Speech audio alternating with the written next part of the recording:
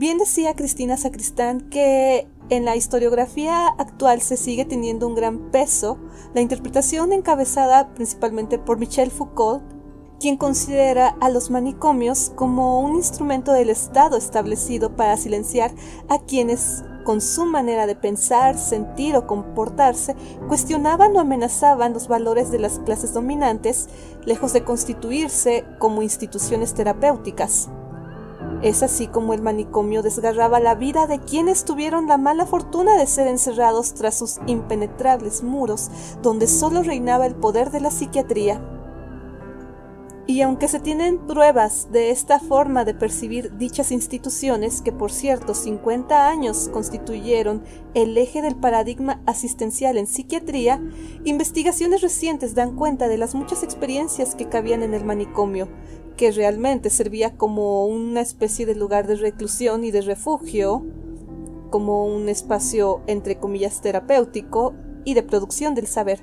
Eso sí, por supuesto, la historia de los manicomios, de los hospitales psiquiátricos, tiene ambas caras. Por un lado, como lo acabamos de señalar, una fuente de conocimientos inagotable para el estudio de las cuestiones médicas relacionadas con la mente, pero también está aquel lado terrorífico, que es el que nos ocupa en este video. Hace siglos, estos centros de rehabilitación eran comunes. Se enviaban a cualquier persona que pareciera algún tipo de capacidad diferente o a personas que creían que se encontraban totalmente en un estado maligno sin un análisis profundo. Hoy, debido a los avances y, claro está, lamentablemente gracias a la existencia de estos lugares, es que ya no son ni se practican de la misma forma los métodos de sanación respecto a enfermedades mentales, porque en teoría se sigue ya un método científico. O al menos eso es lo que se cree hasta hoy. En este video vamos a hablar sobre la historia de algunos sitios que nos van a ayudar a recordar dos cosas. La primera, cómo es que las cosas no se deben de hacer. Y la segunda, que es la frase más mencionada en este canal: la realidad siempre supera la ficción. Comenzamos.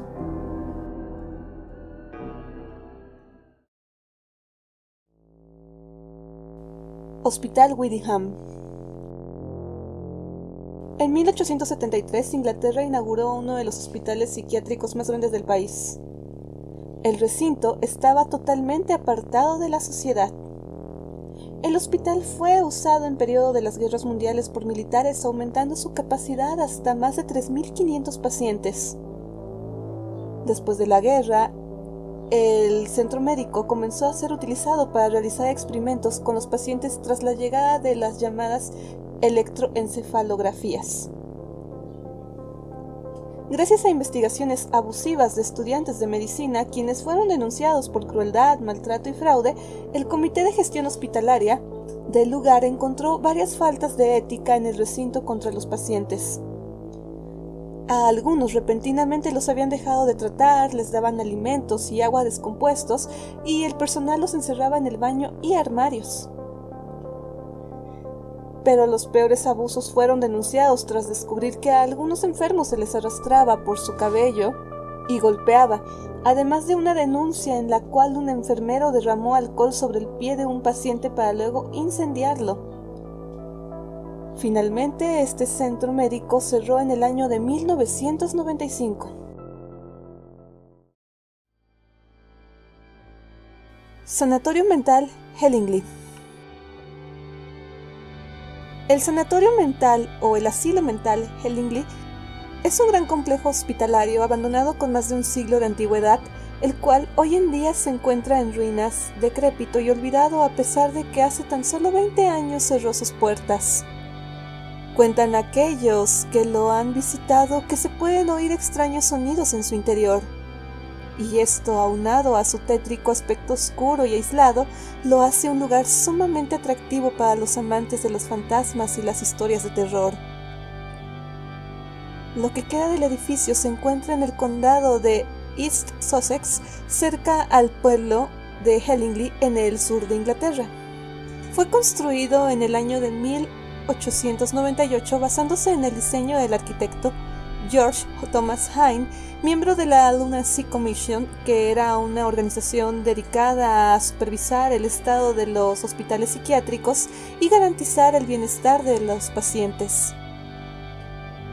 El inmueble de estilo victoriano lo tenía todo, y como se acostumbraba en aquella época, mujeres y hombres estaban en edificios separados. El oeste estaba destinado para ellos, donde se encontraban los talleres y la zona de mantenimiento, mientras que ellas habitaban el este, junto a la lavandería y la enfermería. También contaba con una capilla, residencias para los trabajadores e incluso un hospital para enfermedades infecciosas, y todo esto en un lugar totalmente aislado entre bosques y extensa vegetación, lejos de la civilización, a la cual permanecía conectada mediante un tren propio. Este inmueble fue inaugurado el año de 1903 para despejar un poco la ocupación del resto de los asilos del condado, y pronto ganó fama ya que se utilizaban nuevos métodos para el tratamiento de enfermedades, los cuales aprovechaban el entorno natural dejando atrás los tratamientos invasivos y traumáticos poco efectivos. O bueno, al menos eso era lo que decían. Nada de lobotomías, terapias eléctricas o cualquier otro método barbárico de la época.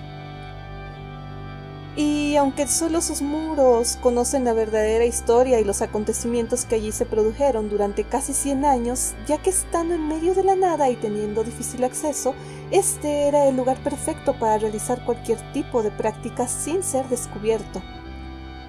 Y cabe resaltar que solo se podía llegar ahí a través de una serpenteante carretera y una vía de tren.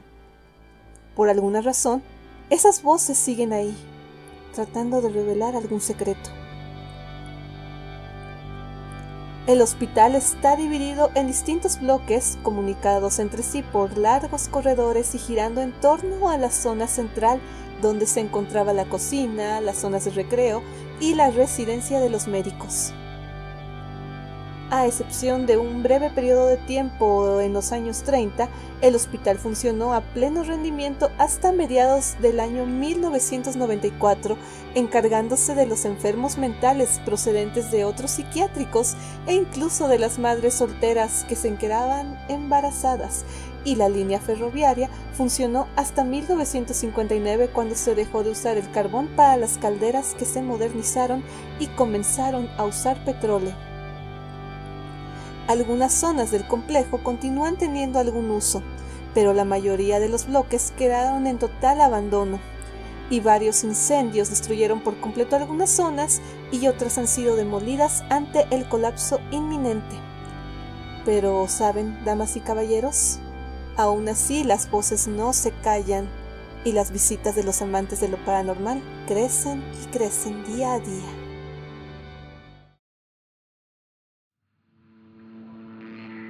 Asilo Penhurst.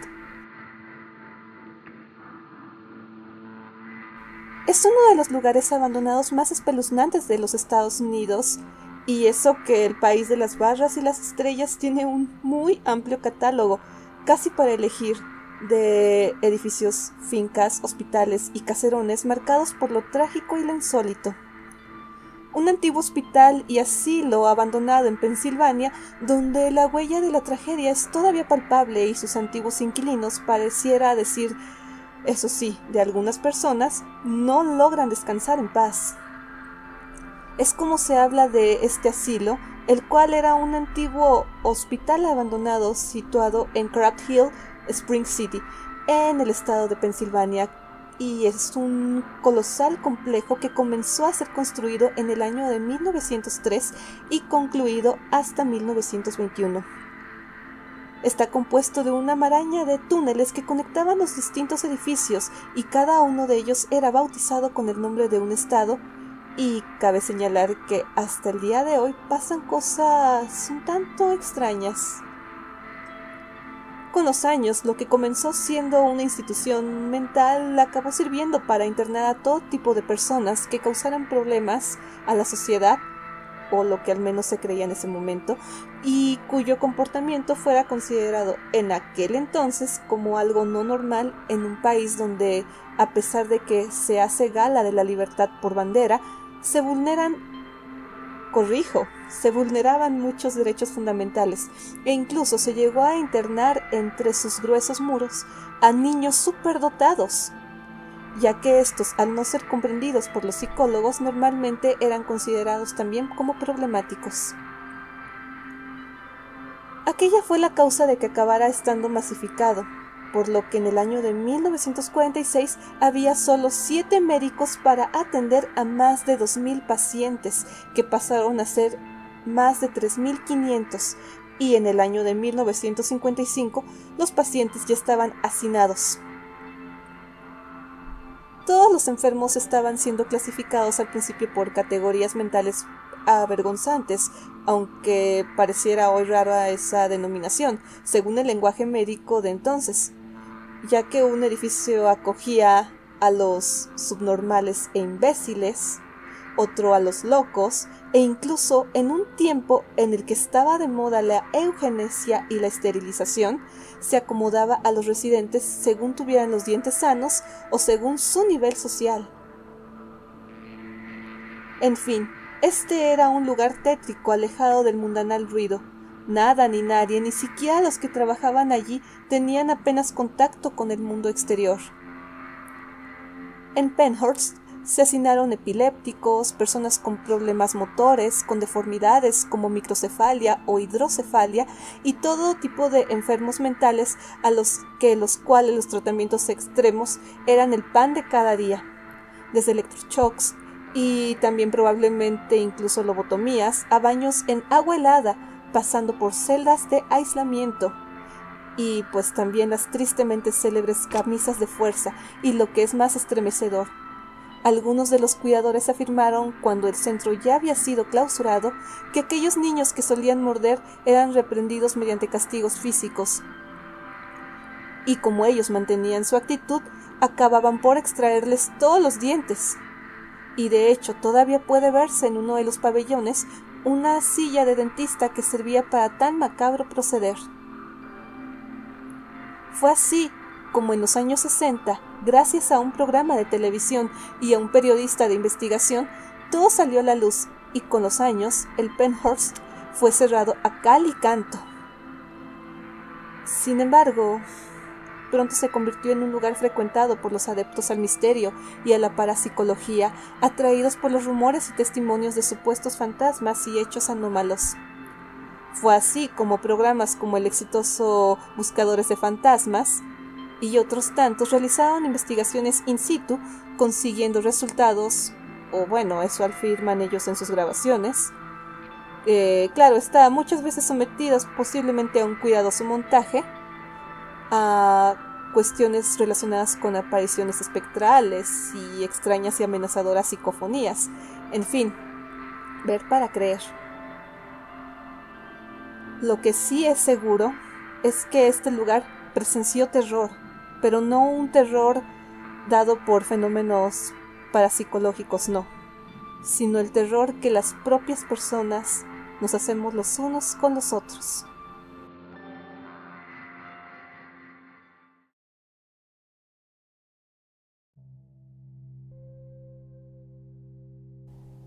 Mi estimada audiencia, les agradezco muchísimo que hayan llegado hasta este punto, y si este video fue de su interés, les agradecería mucho si comparten este contenido, si le dan like y también si me dejan su opinión en la caja de comentarios, ya que para mí es muy importante conocerla.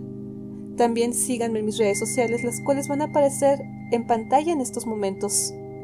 Suscríbanse a este canal y activen la campana para que YouTube les notifique cuando comparto nuevo contenido. Les agradezco muchísimo que hayan llegado hasta este punto y espero que tengan muy dulces pesadillas y grandes satisfacciones. Hasta la próxima.